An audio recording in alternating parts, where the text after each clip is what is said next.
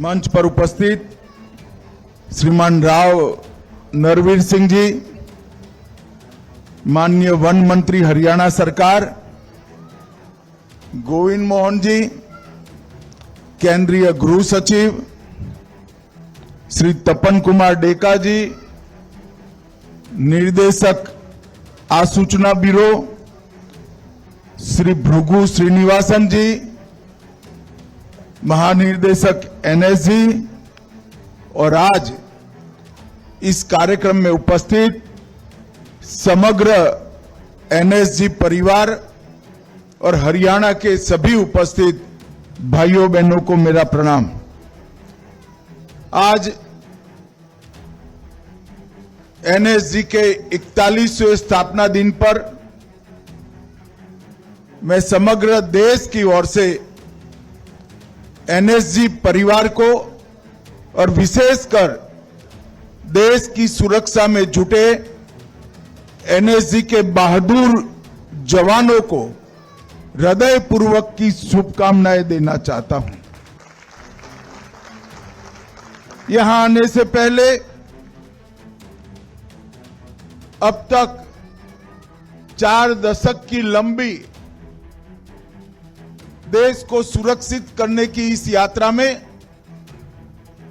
जिन्होंने अपना सर्वोच्च बलिदान दिया है, वो शहीदों को हम सब हृदय से नमन कर श्रद्धांजलि देकर आए हैं।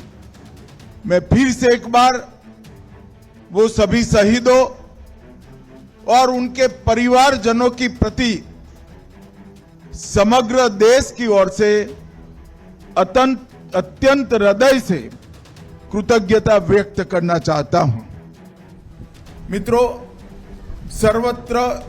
सर्वोत्तम और सुरक्षा, ये 3 सूत्रों को लेकर समर्पण, साहस और राष्ट्रभक्ति को अपना गुण बनाकर एनएसजी ने 4 दशकों से इस देश में ऑर्गेनाइज क्राइम, एक प्रकार से टेररिज्म के खिलाफ बहुत बड़ी लड़ाई लड़ी है। और आज अभी जो हम सब ने प्रदर्शन देखा है, ये देखकर देश का हर नागरिक, इसके दिलो दिमाग में हम हमारी सुरक्षा और आतंकवाद के खिलाफ लड़ाई बहुत सुरक्षित हाथों में है, ऐसा मन में संतोष लेकर हम जाते हैं। मैं फिर से एक बार एनएसजी के सभी जवानों को बहुत बहुत शुभकामनाएं देता हूं। यहां आने से पहले भृगु जी ने मेरे हाथों से एक वट वृक्ष का पौधा आरोपित कराया है। मैं आज इस कार्यक्रम के माध्यम से समग्र देश की जनता को बताना चाहता हूं कि 2019 से अब तक वृक्षारोपण अभियान में हमारे सीएपीएफ के जवानों ने 6 करोड़ 50 लाख पौधे लगाकर देश की हरियाली को जीवित रखने का काम किया। जब ये अभियान शुरू किया तब कई लोगों के मन में सवाल था कि ये कैसे चलेगा। जिनका काम हथियार लेकर देश की सुरक्षा करना है, वो देश के पर्यावरण को सुरक्षित कर पाएंगे क्या? मगर मैं मनपूर्वक सीएपीएफ के सभी जवानों को बधाई देना चाहता हूं। अपने बच्चों की तरह आपने इन पौधों का जतन भी किया है, बड़ा भी किया है और हमारे पर्यावरण को सुरक्षित करने में बहुत बड़ा योगदान दिया है। मित्रों, आज स्पेशल ऑपरेशन ट्रेनिंग सेंटर का भी शिलान्यास हुआ। 141 करोड़ की लागत से 8 एकड़ भूमि में अत्याधुनिक ट्रेनिंग आतंकवाद का सामना करने की कमांडोज की, स्पेशल कमांडोज की यहां पर होगी। मैं आज देश भर की राज्य पुलिस को भी कहना चाहता हूं, ये जो एसओटीसी बना है वो केवल राष्ट्रीय सुरक्षा गार्ड के लिए नहीं है। ये एसओटीसी देश भर की पुलिस में जो आतंक विरोधी दस्ते बने हैं वो सभी को अत्याधुनिक तकनीक के साथ ट्रेन कर आतंकवाद के खिलाफ लड़ने के लिए सुसज्ज बनाएंगे। क्योंकि हम सब जानते हैं कि इतने विशाल देश में केवल केंद्र सरकार आतंकवाद का सामना नहीं कर सकती। देश की सभी राज्य सरकारें और राज्य पुलिस के विशेष दस्ते, एनएसजी और बाकी सभी सीएपीएफ के दस्तों के साथ मिलकर ही देश को सुरक्षित कर रहे हैं। इसलिए एसओटीसी आने वाले दिनों में देश की आतंकवाद विरोधी जो लड़ाई है उसको बहुत पैनी तरह से सुसज्जित करेंगे और इसके लिए हमेशा उनको तैयार भी रखेंगे। मित्रों, एनएसजी ने सर्वत्र सर्वोत्तम और सुरक्षा ये तीनों मंत्र को जमीन पर उतारते हुए 1984 से ऑपरेशन अश्वमेघ, ऑपरेशन व्रत शक्ति, ऑपरेशन ढांगू, अक्षरधाम का हमला, बंबई पर का हमला, कई सारे राष्ट्रीय संकटों को बहादुरी से और अपनी कुने से राष्ट्र को सुरक्षित किया है। और पूरा देश आज एनएसजी की बहादुरी, वीरता और समर्पण पर पूरा देश नाज करता है। और आने वाले दिनों में हम एनएसजी के काम में भी बहुत बड़ा बदलाव करने जा रहे हैं। 6 हब अब तक एनएसजी के बन चुके हैं।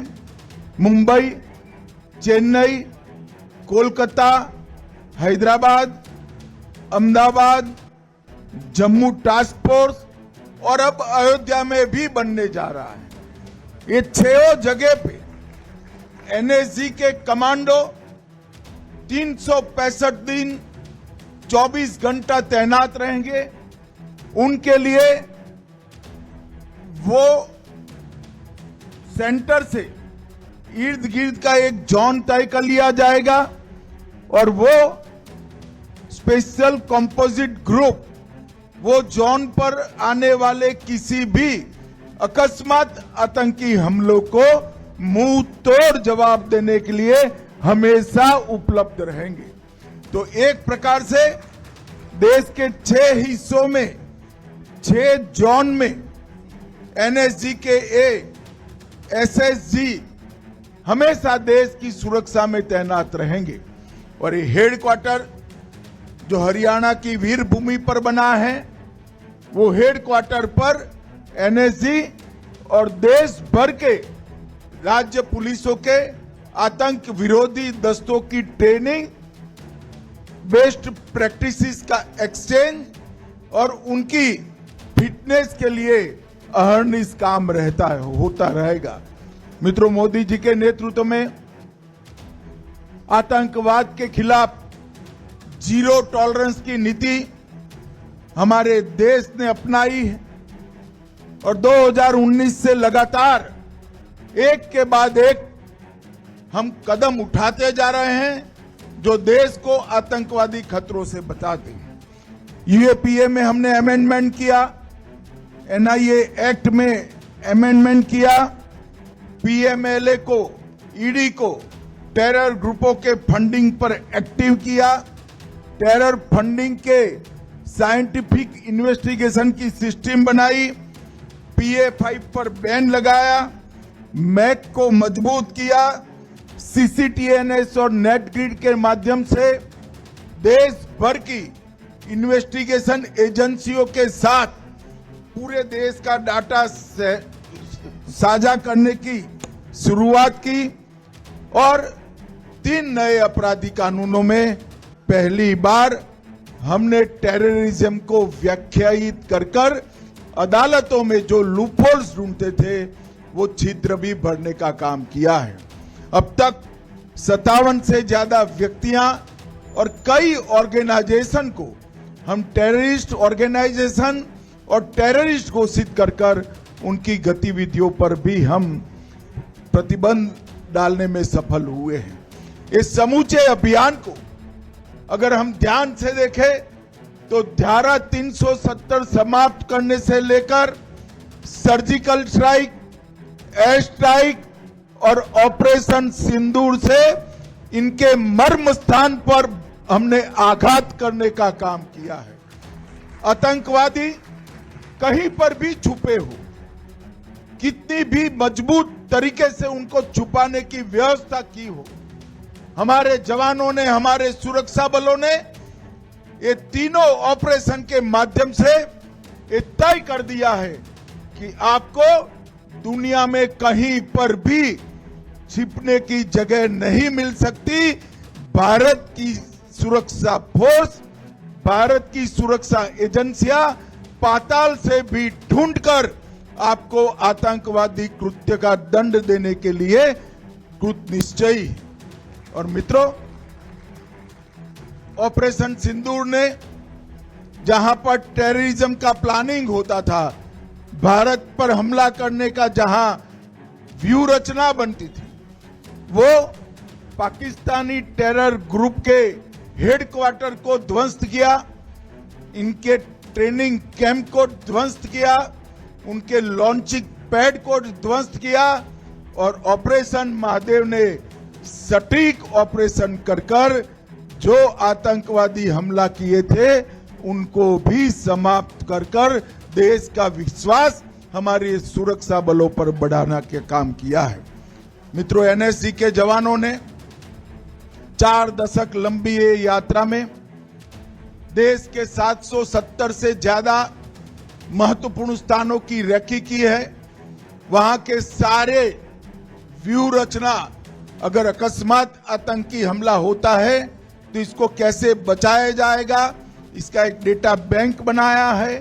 कई सारे अस्पताल, कई सारे धार्मिक स्थान और कई सारे वाइटल इंस्टॉलेशंस को, जल मार्गों को, देश की संसद को बहुत अच्छे तरीके से प्लानिंग कर एनएसजी ने एक डेटा कैंप बनाया है।